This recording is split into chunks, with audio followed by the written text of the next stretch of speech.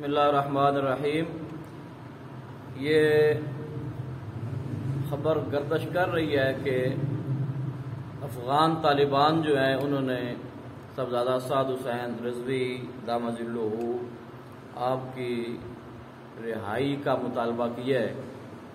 تو اس پہ بہت سارے بیانات اور کچھ چیزیں جو میں سمجھتا ہوں کہ قبل از وقت ہیں وہ سامنے آ رہی ہیں۔ اصل میں مسئلہ طالبان سے نہیں ہے اور نہ ہی مسئلہ سعد رضوی سے ہے، مسئلہ ان کو نفاذ شریعت اسلامیہ سے ہے۔ جو لبرلز ہیں، جو اسلامی قوانین کے خلاف ہیں، جن کو پتہ ہے کہ ہم اگر کرپشن کریں گے تو ہمیں کیا سزا ملے گی،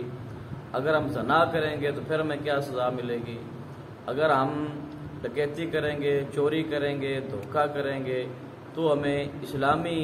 قانون کے مطابق جو ہے وہ کون سی سزا ملنے والی ہے، تو ان کو اس قانون سے مسئلہ ہے، ان کو شریعت سے مسئلہ ہے۔ لہذا افغان طالبان ہو، سعد رضوی ہو، کوئی بھی اسلامی جماعت ہو جو شرع کا نام لینے والی ہے، جو اسلامی قانون کا نام لینے والی ہے، تو ہمیشہ سے یہ جو